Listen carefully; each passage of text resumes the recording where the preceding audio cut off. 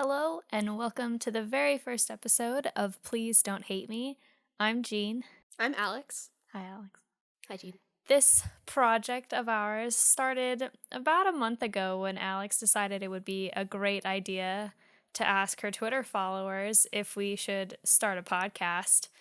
And for those of you that voted yes, look at what you've done. And for those of you that didn't vote and are just here, whether you're one of our friends or you found out about it through something else, welcome. I hope you enjoy the ride. So this was kind of Alex's, I referenced it as a brainchild earlier. She immediately said a brain gremlin. But I think Alex should talk a little bit about her thought process behind this project that we've kind of developed together. Yeah, I don't know if you, Jean, and you, dear listener, have ever seen that meme of that cat sitting at the breakfast table, I guess, reading the newspaper, and it's just like, I should buy a boat.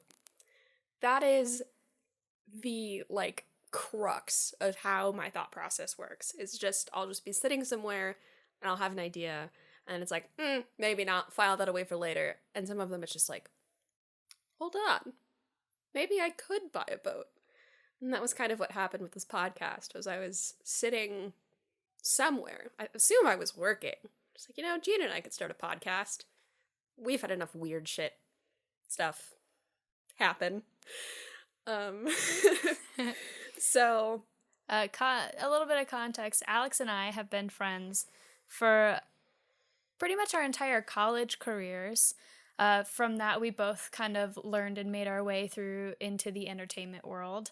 And so we both work on a lot of cool creative projects, but at the end of the day, we haven't been able to work on a project together. Like, out of all the shows that we've been involved in, all of the projects, all of the events, we've never gotten the chance to work on one together. We are like two ships passing in the night. Pretty much. And so from both of our experiences, we decided that we wanted to work on a project together, and we wanted to create something that was going to challenge each other to keep each other creative and work on new skills and learn new things. So we decided to start a podcast, and we're still working on a lot of things. We're both pretty early in our careers, so this project is probably gonna evolve and develop as we do. But if we kind of sat there throwing ideas around all the time, nothing would ever get done. So we decided to we've spent some time working on this, and we still have a long way to go, but we decided to put this out there, and if you guys have any feedback for us at any point, we're more than welcome to listen. We're more than happy to listen.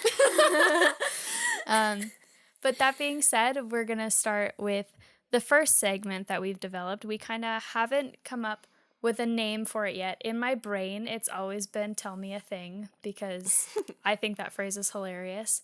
But this is one of those ways that we get a chance to teach each other something new, two truths and a lie style. We usually have various overarching topics such as video games or like building history or ghost stories or something, but we decided to start with something a little bit more personal in order to kind of introduce ourselves to you guys, to our audience. So that being said, Alex, why don't you tell me a couple of things about yourself? And like I said, we've known each other for a while, so it was a lot of fun to try to come up with facts that maybe we didn't know about each other. I feel like it's not even the fact that we've known each other for a decent chunk of change. It's more that we've spent so much time together that it's like, at this point, it was kind of difficult to figure out, like, what stuff about myself that I possibly didn't mention at one point or another. But I think... Yeah, I tell the same stories over and over and over again. My roommate in college used to make that joke to me I all could tell the some time. of your stories. Yeah. Like I was there. I love some stories just stick with you, yeah. when you want the world to know. But so this was a lot of fun, and we hope. So, Alex, We're tell still me a working thing. on segues. Okay, so number one, I was in public school for a week before my mom got into a fight with the principal and pulled me out. Number two, I was closer with my mom's grandmother and uncle than I was her parents, who I didn't meet until I was 7. So I didn't meet my mom's parents until I was 7. Wild. I have 18 cousins in total. That's number 3. Oh, wow. We're going all family all the time. Ooh. Okay. It's the only thing I could think of. So 'cause how you know much so do much I about you me. love to talk about your family. Your family is ridiculous, and I love hearing all these wild stories about your family and what they've done, because you grew up in you grew up in like the Milwaukee area, but a lot of your family is from New Jersey. All of them. All of your family's from New Yes. Jersey. Yes. Every single person I am related to by blood was, like, was birthed in the state of New Jersey. And if I don't know a lot about New Jersey, I've been there a couple of times, and not for very long. But everything I know is wild, is absolutely insane. So I honestly, any of these could possibly be true. But to quote Hamilton, everything's legal in New Jersey. That's fair. Except pumping your own gas. That's interesting. It's like you can do anything, but you can't pump your own gas. So, let's see. Your mom got into a fight with the principal and pulled you out of that school. If I know anything about you, I could see your mom doing that. God. 8. I'm going to say, I know you have a big family, but I'm going to say you don't have 18 cousins. So, you're right. I don't more? have 18 cousins. I said I have 18 cousins in total. I have, so I don't know 2 of my uncles. I have like 16 cousins on one side, and then I have 4 on the other. So I have 20 cousins, plus or minus a couple. I think 2. We'll say standard deviation of 2. That's insane. For context, I have 3, 2 of which I don't even really know. So that blows my mind. You have a giant, I guess, yeah, because you have giant like family Christmas parties and stuff. Well, yeah, like that. my mom had 8 siblings, so each of those siblings has had. Oh, I forgot a cousin. I forgot the new one. I can't even imagine forgetting that you have a cousin. So I think I'm at 21. I think across both sides. I think I'm at 21. Insane. Insane. But yeah, you know, there's nine people. I'm the only child. So wild. What happened? Wait. No, your mom your mom pulling you out of school? Okay. So that one has to be true. Yeah. It is true. Would you like to hear that story? Absolutely. So for context, I went to preschool twice. I was not held back. I went once when I was 3 and once when I was 4. Because my mom was a stay-at-home mom, but didn't, like, it wasn't like stay-at-home mom where, like, she did her own thing and I did my own thing. I guess, from what I understand, she spent that entire time teaching me things.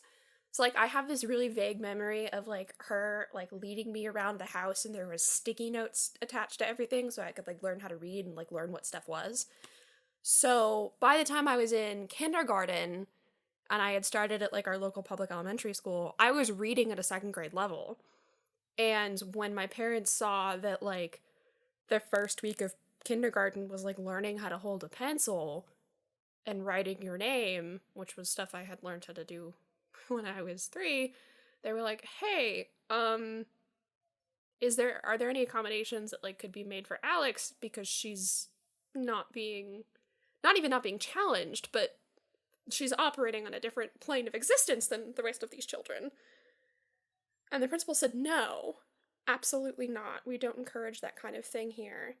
So, you know, you can imagine that, that didn't roll well with, it wasn't even my dad. My dad wasn't even there. It was just my mother that didn't sit well with her. So she yelled at the woman, like, straight up screamed at her, pulled me out, and I was in a different school the next week. That's crazy. The principal also apparently tried to guilt my mom into having me take the bus. Because she was like, don't you want her to be with all of her friends? And I was like, We I've live been down here the street. 2 days. Yeah. So yeah, that is my story of my brief stint in public school. That is the only time I spent in public school. Wild. I spent 4 years in public school. I didn't have a similar experience to that. But as for my facts, you ready to see if you know as much about me as you think you do? Go for it. Okay. So my first fact is my first all-nighter was spent playing Minecraft. I learned how to sew and embroider before I learned how to multiply. And I once won a 24-hour read-a-thon. Okay, so the issue here is all of them are completely and totally on brand, and as a self-proclaimed genealogist, this is incredibly difficult. You know what? Isn't a genealogist a real thing? Yes. Yes, it is. Okay, so your first all-nighter was spent playing Minecraft. If I remember one of the only all-nighters I saw you pull during college, it was a really big deal that it had happened because you, like, never did it. Or something along those lines. Or, like, had never done it before. And I feel like when you would have pulled that Minecraft all-nighter must have been fairly, when you got into that server that's, like, correct. I like the one where you have to farm to survive. I could more see you staying up all night to play Stardew Valley than I could play Minecraft, because you and your cabbages or whatever. Cabbages. You once told me you couldn't hang out with me because you needed to harvest your cabbages in Stardew Valley. Yeah, that's pretty on brand.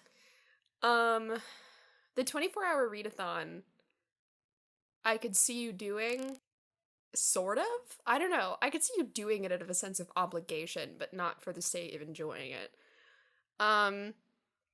And the embroidering and sewing before you learned how to multiply, that feels the most unlikely, just because of your concept of math.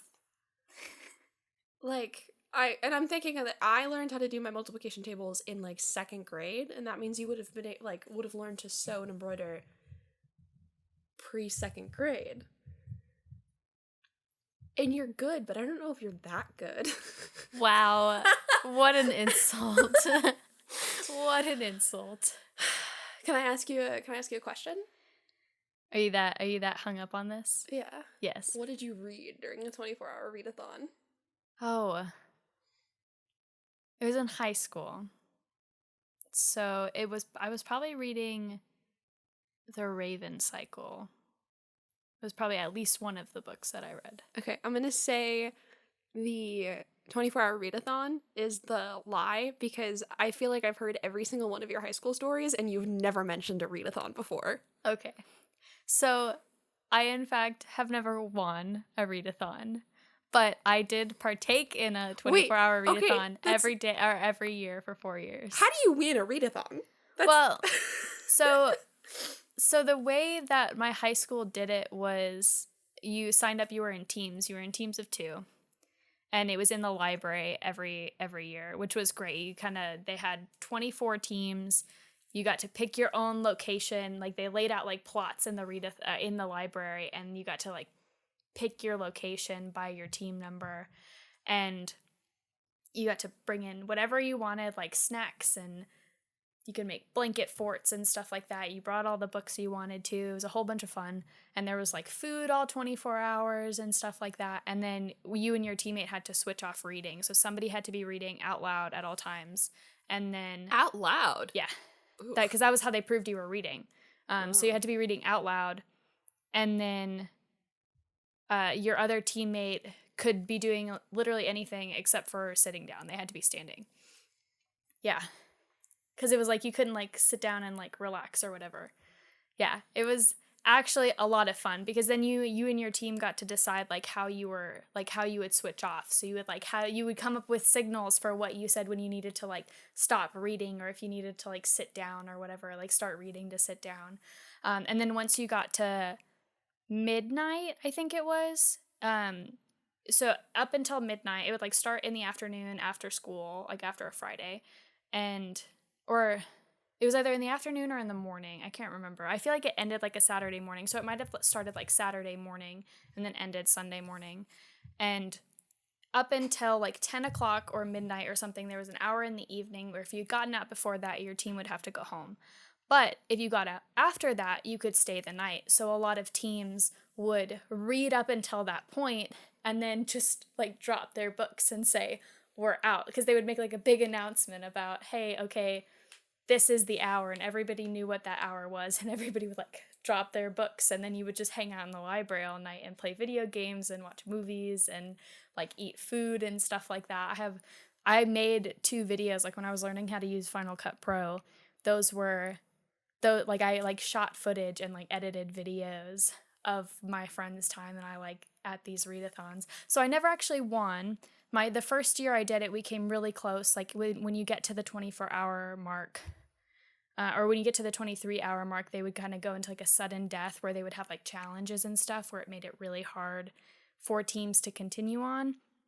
And so my teammate and I the first year got to that point, but then we ended up getting out. We were probably like team 11 left or something like that, or like we were like the 11th people or something. I don't really remember that much because the next years were okay, that's it. We're going to try really hard, but if we get to a point where we feel like we need to be out, we'll just be out and we'll hang out and we'll use this as an opportunity to just like have this moment and have this memory.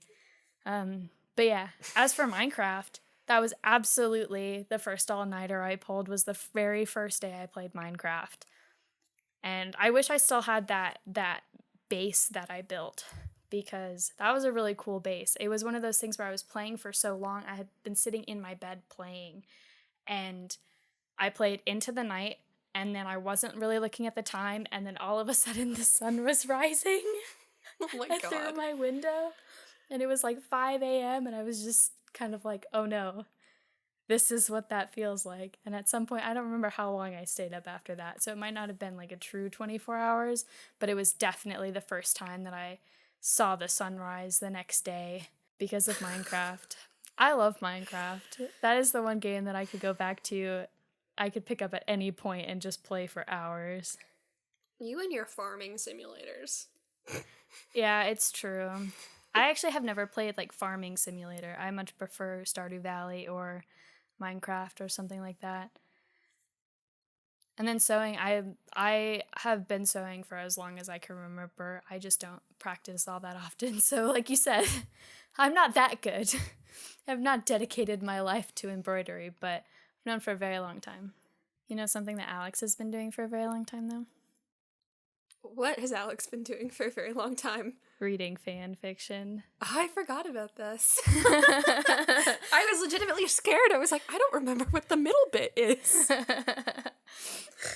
So this was a lovely hard segue that we're going to work on. But the next game we're going to play is Titles and Tags. So Alex loves fan fiction. And I know very, very, very little about fan fiction. I read a lot of novels. I watch a lot of TV. I watch a lot of movies, but I don't read fan fiction. It's just something that has not been a part of my quote unquote fandom experience. Alex, on the other hand, reads fan fiction all the time. I don't want to say nearly constantly, but I think I've officially like surpassed the amount of words read from like traditional books to fan fiction. Like I think I've read more words of fan fiction than I have of actual books, and that's saying something because I have read a lot of books. So, this game that we have created is called Titles and Tags, like I said, and it's pretty self-explanatory. Basically, I have spent more time on Archive of Our Own in the past couple of weeks than I have, I think, in any time before that. And I have picked out some fan fiction works that I'm going to give Alex the title and a handful of the tags, and she's going to have to guess what the plot is, and if she absolutely cannot guess, she's going to come up with something of her own. I did my best to pick out some tags that I think will be helpful, hopefully won't give it away. I've also picked works that aren't necessarily explicit. So hopefully if any of these sound interesting to you, you can give them a read. We're going to kind of talk about some of them that we've come up with are pretty interesting, or that I've come up with are pretty interesting. So who knows, maybe this game will result in me becoming a fan fiction reader. But Alex, Jean. are you ready? Ready as I'll ever be. Okay. So I'm going to give her, like I said, a title, a handful of tags, and I'll also give her the media genre. She gave me a list of fandoms that she's familiar with that she would be comfortable me pulling fan fiction from. So I've used this list, and I've come up with 3 for this episode. And the first one is called Dream Sequence by Ghost Fox. Okay. And your tags are alternate universe, reincarnation, alternate universe, modern setting, canon compliant, alternate universe, college, university, Yes. angst with a happy ending, aged up characters, Okay. humanity's strongest, attempt at humor, canon typical violence, and then my favorite set of tags that probably isn't going to help you. Everybody lives. I'm sorry. I don't even know. I can't believe I wrote this. I tried. What have I done? I'm bad at summaries. The author regrets everything. The author is sleep deprived. Okay, so it's alternate universe, modern setting. Is that what it was? Modern setting, reincarnation, and college, university. Okay, so for those of you playing along who maybe aren't as versed in fan fiction as I am, what that means is this piece of work takes place in an alternate universe in which the characters are in college and it's modern, so it's 2020 or 2018, 2019, whatever it was written. And there's established reincarnation, which means that the original setting has none of those things. What I'm really latching onto here is humanity's strongest, because I know that should be flipping a switch in my brain. And it is. The circuit's just not complete. The light bulb isn't coming on.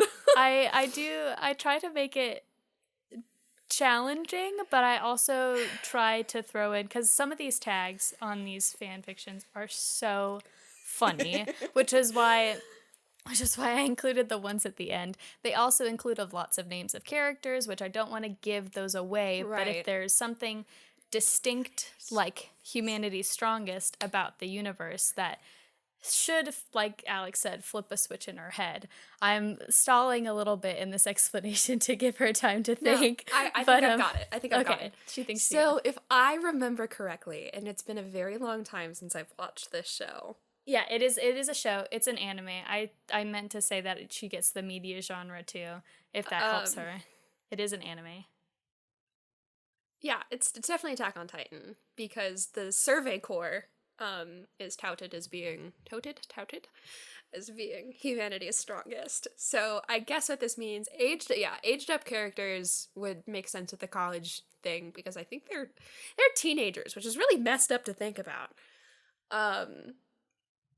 And yeah, I guess they are in college. I'm interested to see where the reincarnation thing comes from, because it's a trope that I understand the appeal of, but especially when you're taking something that's got like such a distinct setting as Attack on Titan and then like working in reincarnation to that, I always find it really strange when an author will take the origin of the reincarnation as being the original source material and having the destination of that reincarnation be the like college campus, if that makes any sense. Was I close? Like, is that the general idea? You are pretty dang close. So this is Dream Sequence by Ghost Fox, and the description is: Eren dreams of titans. He dreams of flying, fighting, of sorrow living in his bones. He dreams of pain and death and blood, so much blood. He dreams of failure and strained hands, of success and silent tears. He dreams of anger and bloodlust, of devotion and love. When Eren dreams, it's of freedom. Or the one where Eren is incarnated and dreams of living another life. So basically, my understanding, he's a college student that dreams of this Attack on Titan world where all of his friends at the college are living out the sequence of the show. See, it's just like there's nothing wrong with it as a literary device. It's just really not my favorite. Especially, I feel like it's very clunky with Attack on Titan specifically. I've talked about this before to people, basically anyone who will listen. My favorite Attack on Titan fan fiction is a straight college AU where, you know, all of the humans are one college and all of the Titans are another college, and all of the main characters within Attack on Titan are college athletes. And it's just, it makes me so happy. I read the entire, it's 56 chapters, and I read it in probably 2 days. It was just so, it was so good. I think this concept is actually really interesting because I think it gives readers and the author a chance to do the kind of modern AU, but then also it explore them in a college setting, but then also within the dream sequences be able to write vignettes or whatever of fan fiction within the actual world too. So you can kind of kill two birds with one stone. Agree to disagree. Agree to disagree. I don't know very much about Attack on Titan. I've seen a couple episodes and it just really wasn't for me. So Alex is making eyes at me as if I'm going to have to rewatch that and give it another chance. Yeah, I think I'm going to have to end up watching Attack on Titan. So the next one is called Polyergus. Can you spell that? Polyergus. Polyergus. Can you use it in a sentence? Can I have a definition, please? That's it. Okay. That's all you're getting because that's all the title is. If you couldn't tell, I was having some trouble saying that. So, but your tags are hive mind, alien biology, mind control, slavery in an alien way, someone help 9, episode style, eventual happy ending. Someone help 9? 9. The number 9? 9. My first instinct is to say it is Star Wars because aliens. But I'm also not sure. Would you like the media genre to help? Yes. It's a TV show. Oh no. Oh no. I really thought that was going to be the one that gave it away too. 9 and it's a television show. I'm thinking of 7 of 9, but that's I'm not even sure what that is. Star Trek. Ah. Okay. Okay, so it's alien. It's called a thing I don't know how to pronounce. And it's no, that's just the title of the episode. The title of the fanfiction. The title of the fanfiction. It's a thing I can't pronounce. It's got aliens, alien biology, and slavery in an alien way. And mind control. All right, hear me out. It's a television show. This is fan fiction from The Big Bang Theory, which is not on the list of shows that I gave you, but we're gonna go with confused. We're gonna go with it. So, the gang, and I hate Big Bang Theory. I haven't seen an episode in years, so just roll with me on this. Okay. The gang finds an alien. It is one of Penny's throwaway boyfriends. Turns out to be an alien. She's like, this guy is too perfect. He fixed the elevator that's always broken. He's not a dweeb. And they're like, hey, he's an alien. Because I think Wallowitz works at NASA or something. Honestly, I told you I was with you. You've already lost me because I don't know anything about Big Bang Theory. Alien boyfriend. And then there's the mind control. The boyfriend mind controls Penny to not think that anything is super suspicious, which just makes the weird nerdy gross boys more confused because they're like, Penny, he's an alien. She's like, I don't know. I don't know how to work slavery in an alien way in there. Oh, alien anatomy? It's kind of like Zaphod Beeblebrox, where he just kind of, if he tilts his head too far back, another one pops out. That's my answer. Okay. You confident in that answer? So confident. So confident? Okay, so this is Polyergus by Rocky Mountain Rattlesnake. And it is when Rose, Nine, and Jack... Oh my god, I forgot about Doctor Who! Nine! Oh my god, I'm an idiot! When Rose, Nine, and Jack answer a distress call from a distant planet, they are captured by a race of aliens who enslave other telepathic species to survive. Will they be able to escape the hive in one piece, or will they end up a meal for the Polyergus brood? Oh man. See, I think I'm gonna blame, like, just completely whiffing that one on the fact that I actively try to block my Doctor Who phase out of my brain. Like, it is in a box in the back of my brain, and it will only pop open when relevant.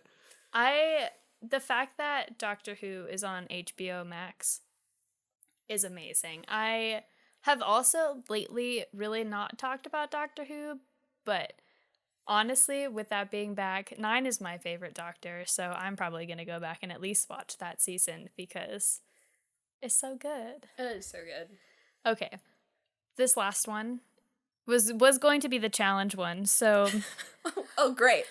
So here we go. This is called The Woes of a Teenage Vampire. Oh. This isn't necessarily in the tags, but I will give this to you because it is pretty obvious. It is a vampire AU. Okay, so it's not Castlevania, which I know is on the list. It is not Castlevania. It is a vampire AU, so it is an alternate universe, including now vampires. With vampires. And the tags you get are female reader character, original characters, vampires, pranks and practical jokes, werewolves, and magic. Magic is the important one here. And I'm going to give you the media genre to be helpful. It is a book series turned into a movie franchise. So it's Harry Potter. Right? What's your story? What do you think the plot is? What was the title? It is called The Woes of a Teenage Vampire. Okay, I had this moment where I was like, oh my god, did you give me My Immortal? And I somehow didn't pick up on it. No.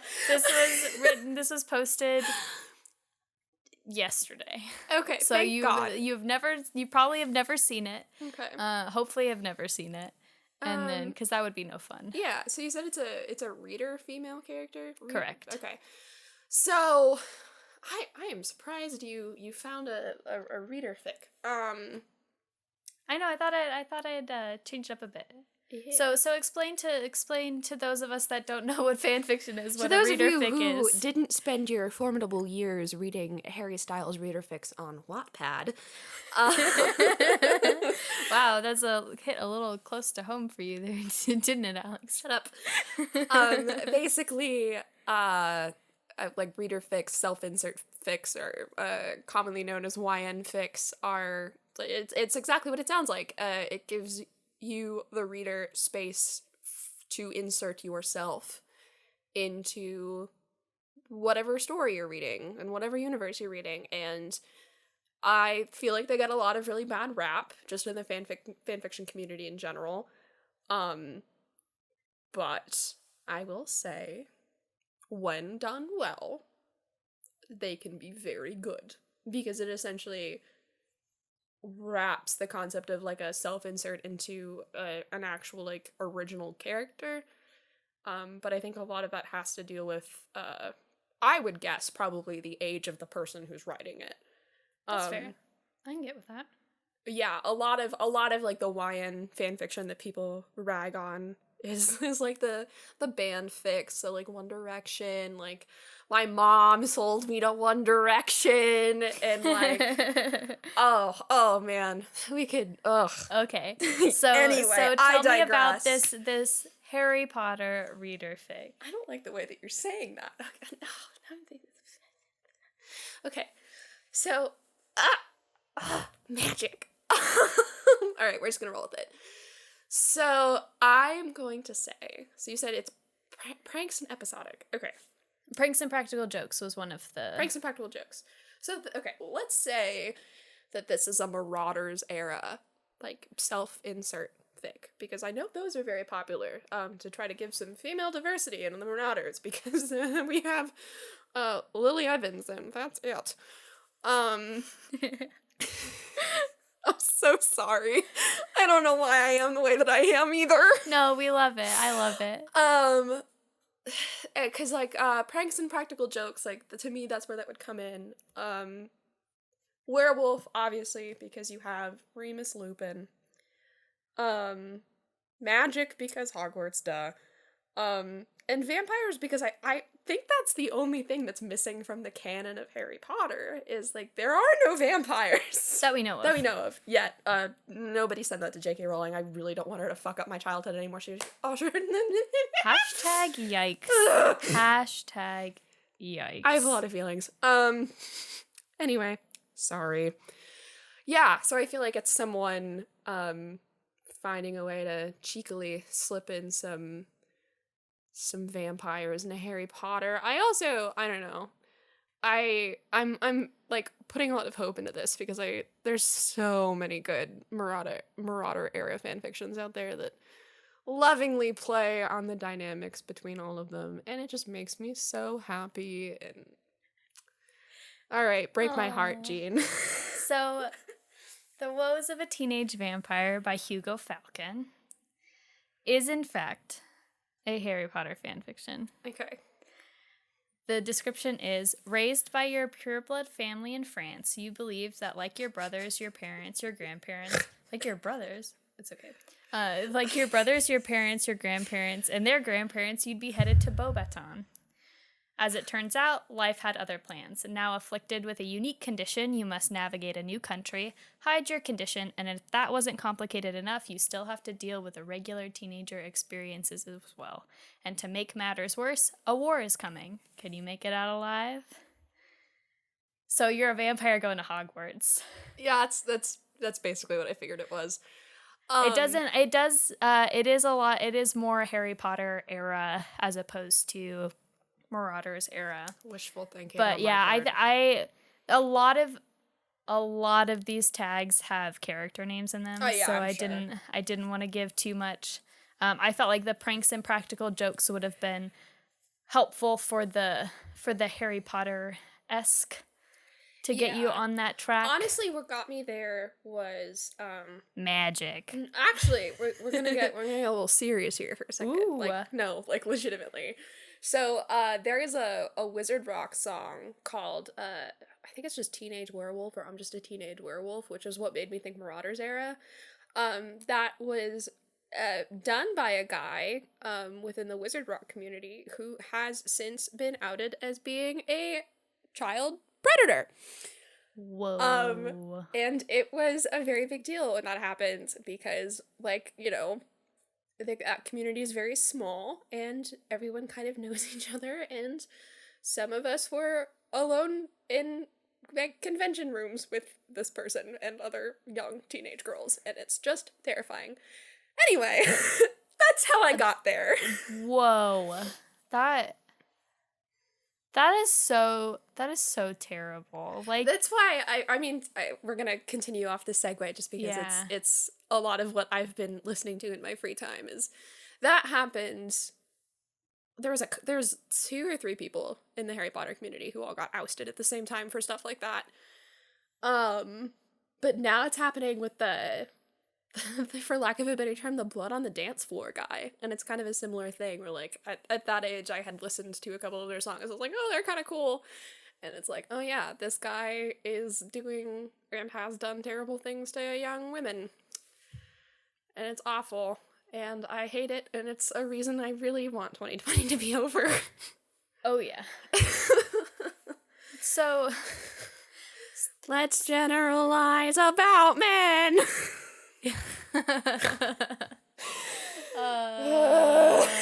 So yeah, I think we want 2020 to be over is a pretty common theme going on right now. Do you know what I don't want to be over? What? Whatever funky serotonin cocktail is giving me some wacky ass dreams. Talk about a segue. Our our third segment introduces Alex's Dream Corner. Because some context, I personally argue that I don't have any dreams. Other people will tell me that you do have dreams, you just don't remember them. But I think that if I don't even remember that I had a dream, that it's not fair and is the equivalent of me not having dreams. So I live vicariously through Alex's wild and wacky adventures. And Alex has started a dream journal. And because it used to be she would wake up and she'd be like, I had the craziest dream last night. And every morning it would just be, I had the craziest dream last night. And they just would get crazier and crazier. And so now Alex has started to write them down and save them. And this is a dream that I have not heard before. And I am very, very excited to hear what Alex's brain has come up with. So we're gonna do two. Okay. And we're gonna start with a short one, just to kind of get everybody on the same page to like what degree of absurdity we're talking about here. And then I'm gonna launch into the one the only thing I've told you about it is it's probably about 2 pages long. Okay. So the first one, this was a couple nights ago. I had to play football in front of what I think was referred to as the Tribunal of the Elderly, which was essentially a bunch of, like, tables set up at the end of the field with old people behind them. And it was dark and, like, fireworks were going off. And, like, while I was playing, the old people would shout out the wars that happened during their, like, the decade that they lived, kind of like someone using a power in My Hero Academia. And I remember nothing else about the dream other than, like, having the pressure of playing in front of the tribunal and, like, them using these calls to, like, gain more power.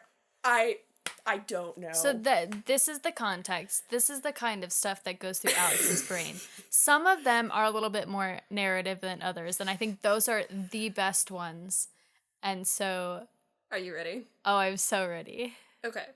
So, for some reason, I was at an Airbnb in Houston. I might have been on vacation with Aaron Tveit, Christian Kane, Bucky Barnes, and some other men I can't remember. I think there was about 7 in total. That will be important later. Alex's dream team right there. Oh, it gets better. So, you and Kit were there. Our friend Kit. As well as Cody, his mom, Dr. Phil, Cody's aunt, my dad, and my cousin's wife. Cody is Alex's fiance. We had stayed up late talking, so, like, the people I know and these men and Dr. Phil. Even though I had an early flight to catch, I can't remember where I was going, I just know I had to catch a plane. This is where the timeline gets kind of fuzzy. I remember being in some place like a mall, and I think I was running from something. But I, like, stopped in a store along with some other shoppers, and for some reason, Bucky Barnes and Elliot from Leverage, not Christian Kane, Elliot from Leverage. So they're two different people in this universe. Suddenly a fight broke out, and I don't remember why, but Elliot and Bucky jumped into action, and, like, Bucky is suddenly wearing, like, the old school, like, red and blue costume with the black mask. Okay. Something else happens, I don't really remember, but I end up wandering the mall, which at this point might have been an airport, and I keep bumping into Bucky, who is in, like, back in street clothes, and it's kind of like a thing where, like, you turn around and he's like a hologram. He might have been singing. I think there was something about me accidentally stumbling into a room with an animatronic octopus giving a performance, and I, like, walked in on the half hour instead of the hours they told me to get out. So you're talking about a theme park. like animatronics, shopping mall, occasional airplane that you need to catch. Yeah. I distinctly remember running down a ramp and seeing Elliot at the bottom, wearing, like, the gray suit, the white button down, the little glasses, and his hair pulled back. Seeing him at the bottom, and running towards him, and he was like, oh, hey, or no, I was like, oh, hey, you waited for me, and he was like, well, what was I supposed to do, leave you here? So back to the house, so that, like, Was this a flashback? Or Yes, was this was. okay? I think this was a flashback, like to give my brain some context.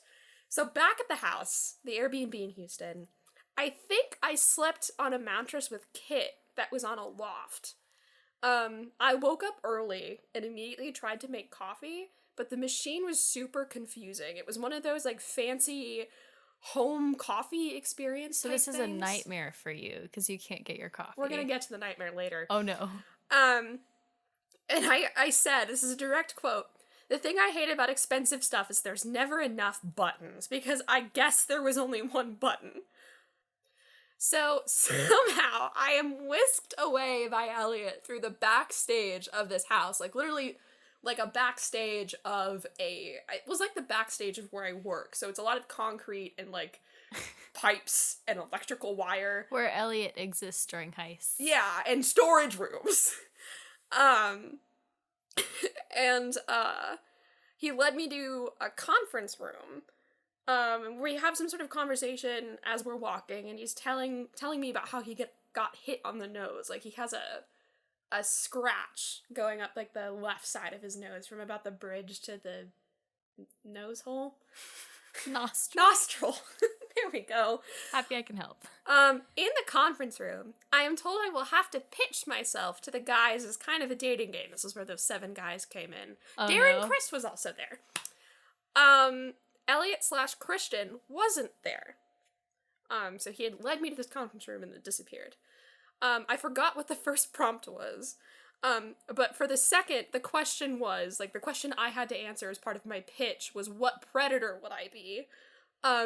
And I said a Pallas cat, and I gave a whole presentation on the Pallas cat, and I know this, like, awake, Alex, but I got the statistics for the Pallas cat and the black-footed cat confused. Because the black-footed cat... How dare you? The black-footed cat is tiny, but it has, like, an 86%... As a species, it has an 86% successful kill rate. Yeah, they're, like, the most deadly predator. It's insane. And they're, like, 6 pounds or less. Whoa. Tiny but deadly. Yeah, Pallas cats Alex's are funny dream. looking. I will include a picture. They are hilarious. But yeah, I gave a whole presentation, and I remember ending with something like, in conclusion, I would be a Pallas cat because, we're both, like, small and angry or something. It wasn't a really good button for a presentation. So, like, the guys, I guess, had to vote for me, despite the fact that I was supposed to choose them on note cards. So, like, they had written on note cards, and I had written on a note card. And this is where it gets weird. I guess. Weirder. So I decided that I wanted to pick Elliot/Christian, but I was told by Henry Winkler, the Fawns, that he had been Christian's body double, with his face projected onto Henry Winkler's face, like, this entire time. So, like, I had met real Christian/Elliot in the airport, but specifically the one that walked me to the conference room was actually fake. Henry Winkler. And Who was like... Who is Henry Winkler? The Fawns from Happy Days? You lost. I'll show you a picture later. Oh, darn. It's gonna make you laugh. You can look him up while I'm Okay. Yeah. So he was saying that he was like Christian's agent or something, and he was like, I can assure you that, like, your feelings are mutual or whatever. So he gave me his number written on a note card with, like, sparkly teal gel pen. And then I pulled out my flip phone and I, like, texted him. And I remember saying something about, like, helium, because, like, he responded to me with, like, a blimp. Who is this? And I was like, oh man, I forgot to introduce myself. Also, you called me a blimp? And then we talked about country music, and we talked about metal, and then I woke up. What an ending. Where's the nightmare part of that? Was it the Henry Winkler part? I also realized he's the dad from Royal Pains. Ah, yes. So, it was partially coffee. I wasn't able to fit it back into the timeline, but as part of I had to catch a flight, and, like, you know, I couldn't find my stuff. I then later, like, kept missing my flight, and no one seemed to have a sense of urgency in getting me to the freaking airport. Only Elliot. Only Elliot was there to help you. He wasn't even, yeah, it was Henry Winkler in disguise. Oh, tragedy. Complete and utter tragedy. I mean, it's probably just the bronze fawns haunting me to this day, but... Moral of the story is, make sure Alex gets her coffee, make sure she doesn't miss her flight, make sure if you tell her that you're Elliot from Leverage, make sure you're actually Elliot from Leverage. That reminds me, I haven't thirst tweeted Christian Kane today. Oh my gosh. That is a daily occurrence. I may or may not have introduced this craziness into Alex's life by introducing her to The Librarians and Leverage, which both star Christian Kane. Look, there's something about men who are at least 10 years older than me who beat people up that just... In TV shows. It really... In TV shows. That just, like, really soothes part of my soul. This is why I'm in therapy.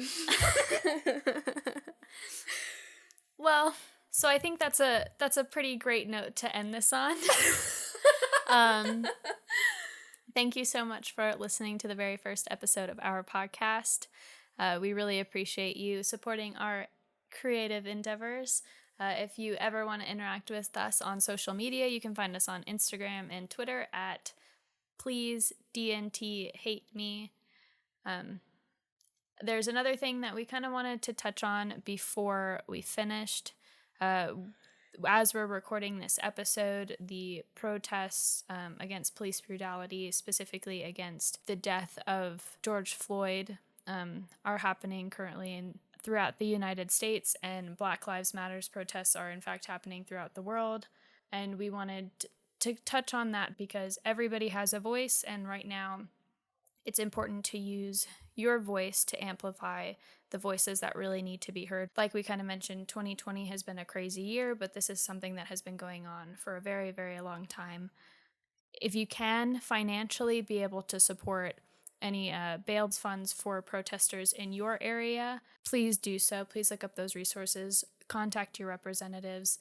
Like I said, everybody has a voice, and if you're not angry, you're not paying attention. Sorry to end that on a bummer note, but also it is a reality of life. Thanks again for supporting us. Support your friends. Be kind to one another. And we'll see you next time. To be fair, I feel like we're just bummers in general. That's fair. 2020 is kind of a bummer. Thanks for listening to Please Don't Hate Me. Bye. Bye.